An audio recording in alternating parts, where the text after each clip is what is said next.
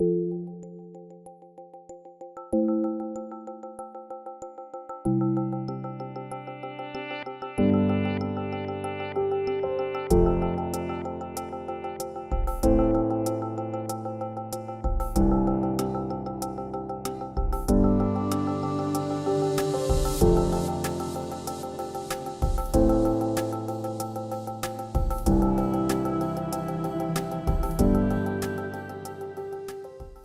I'm so happy to be able to be here with you, Kelli Bernard, Chief Executive, AECOM, here in Los Angeles and the home of AECOM's global headquarters. Thank you for inviting us. Thank you for hosting us. No, thank you, Mark.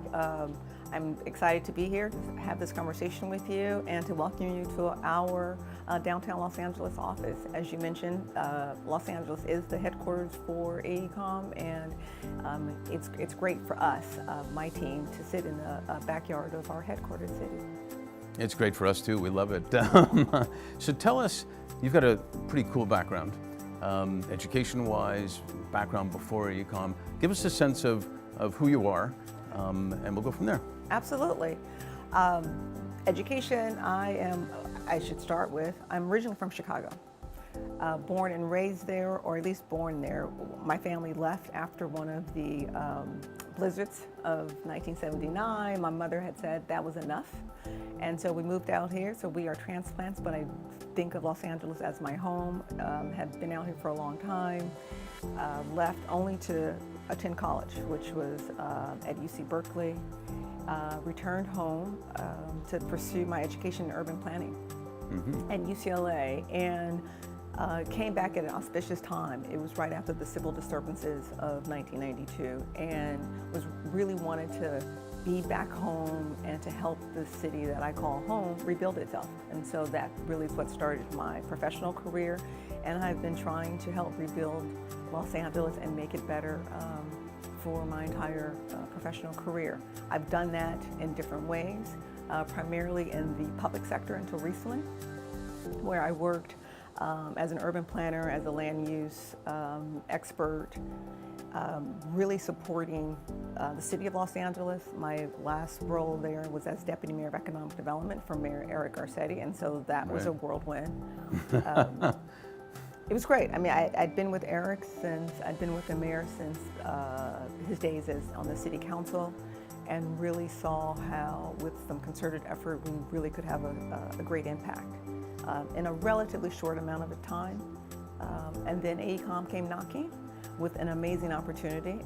No, that's fantastic. You know, you asked, why did I join AECOM? And part of that was to have impact, to continue to work with people, smart people, to transform communities and to support our clients as they think of and try to help them identify creative solutions. And that's no different than our employees here, my colleagues. If you speak to anyone who works at AECOM, young and old, what you will find is that, and ask them why did they come or why did they join AECOM, there's some themes there, and one is for the breadth of opportunities.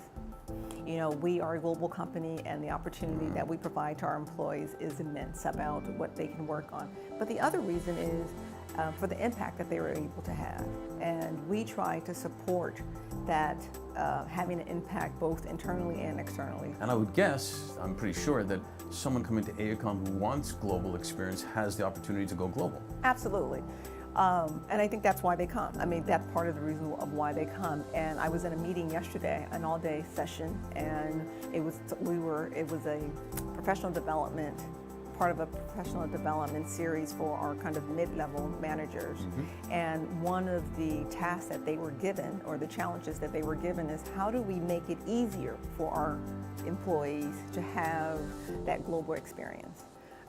So that they don't have to work hard to find where those opportunities are. And so we're always looking for new ways to expose our clients, expose our employees to do that and to have the experience that they dreamed of when they joined AECOM. Right. And so while we do it, we always want to figure out how to do it better. It's a great segue to talk about something that our firm is very involved in: diversity, inclusion, gender equity. LA's been in the limelight for gender equity big time recently. share with us your experiences of what that looked like, university to getting a job and whatnot. What that looked like, what it felt like. Because, for example, we like to work, we call it, with leaders who care. Well, actually, I was at a forum called the Business of Kindness recently, and I've seen so many C-suite people talk about why kindness is so important to their ROI. So talk about your experiences of how things have evolved for you and what you've seen out there with respect to inclusion and gender equity. I've been very fortunate in that I've had great mentors throughout my career and have been supported in trying to grow and expand my professional experiences. And so personally, it has been not easy, but I've had a network that has helped me and guided me through that. I remember when I was at UCLA getting my graduate degree in urban planning, I was in the bathroom, and there was a African-American woman there, and we were, at the time, I was preparing for a job fair. So UCLA urban planning program had an annual job fair, and so I was coming out of the bathroom, and my head was really focused on preparing for the job fair, and this woman stopped and just, hello, how are you? And I looked up and we spoke. Then I walked out, going through the interview, and I realized she was one of the employers who had come looking for potential interns. Sure. And her name was Marva Smith Battle Bay. And I like to talk about Marva because we had that brief moment. I went out, I interviewed for her. She hired me. It was my first urban planning job. It was in South Los Angeles. And from that moment on, Marva was a champion for me, be it for the 4 years that I worked with her to when I left to work in sub-Saharan Africa. When I returned, she was always there to mentor and when I needed it, to pull my coattails to say, hey, you might want to think of it this way. And in some instances, when there were others who didn't know me or questioned my motives, she stood up and said, no. One, she is dedicated to transforming this region in South LA.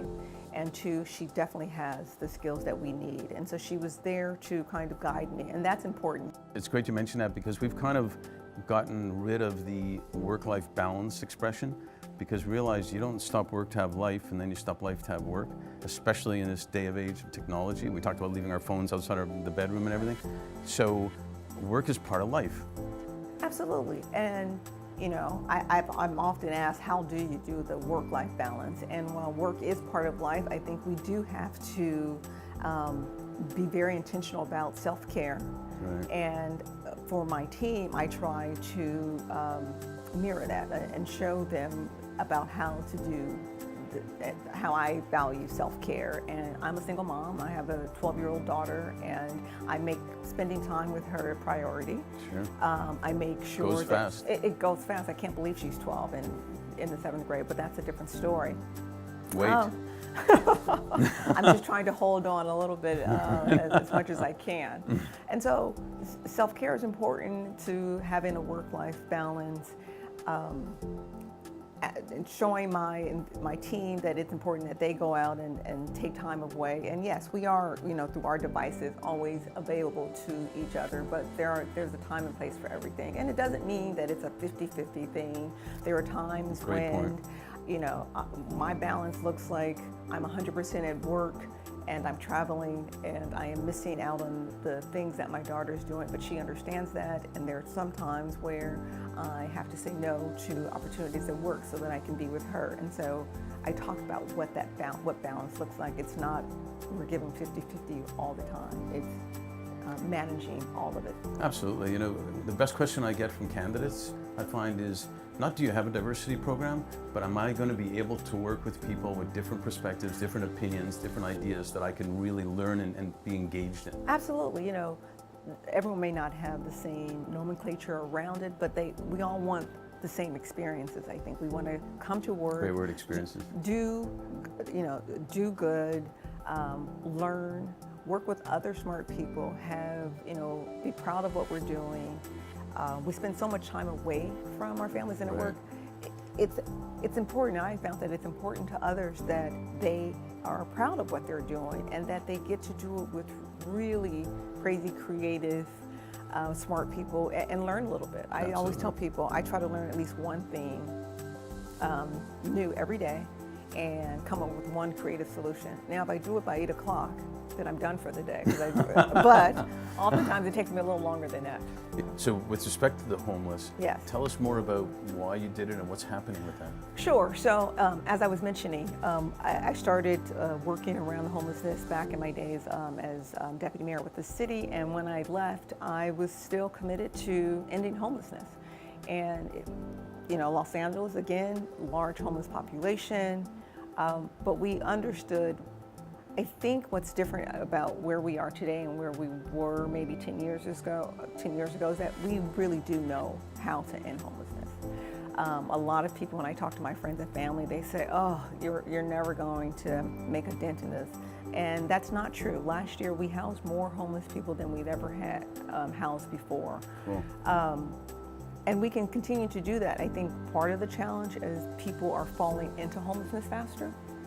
So while we are housing them, they're falling into homelessness. And it's not those who, people stereotypically think about the homelessness, right? Oh, it's someone who didn't make the right choice or didn't make a right decision and who's chronically homeless, who's been homeless for years or have some other sort of issue going on, be it mental health challenges or leaving the criminal justice system. What we're finding is that just everyday people are finding themselves down on their luck. They lose their job. They don't have a family network who can put them up, and they find themselves being homeless. Yeah. The largest population of homeless that's growing is senior citizen women. Their husbands die or there's a divorce or something and they don't have the means to support themselves. And so that's a population that's growing, and we really have to, what we say, go upstream to try to prevent people from falling into homeless. Thank you so much for taking the time to talk with us and welcome us here. So we really appreciate it. No, my pleasure. Thank you.